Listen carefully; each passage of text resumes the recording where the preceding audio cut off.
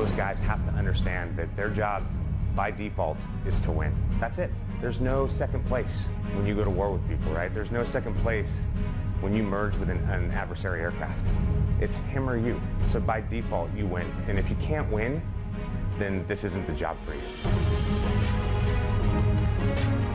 Every time you take off, you have to be perfect.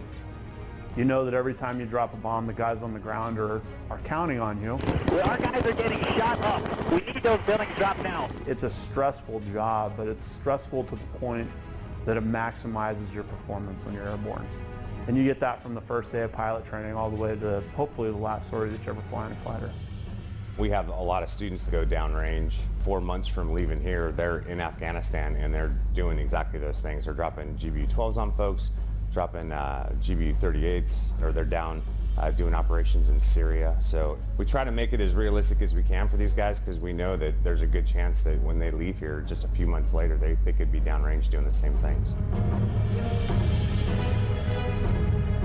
I love being an instructor pilot here because I get to shape those guys. As soon as they show up, those are my guys to turn into the fighter pilots that I know what it's going to take for those guys to be successful in the Air Force.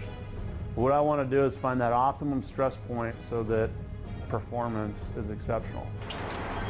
And I remember my IPs doing that to me too. And it was, you'd get done with a day and you're like, man, that was awesome. You'd get done with a day and you're like, that was horrible, but I'm going to get better. 26,000 hostile, single contact. You have to kind of try to instill in them that warrior spirit. You want these guys to learn to be aggressive, how to maximize and max perform the aircraft. And there's a lot that goes into it. And again, it's that shift, it's that mindset shift from I'm flying an airplane to fly it like a fighter. If you want your nose to be over here so that you can get your gun on to kill this guy now, pull and get your nose over there. You don't have to do big maneuvers like you were doing in the T-38. This is a fighter high-performance aircraft, right? If there's something that you want to make go away, put the nose where it needs to be to make it go away. While we're teaching, the basics of how to fly BFM, we're also trying to teach that mentality, right? Kill, and kill efficiently.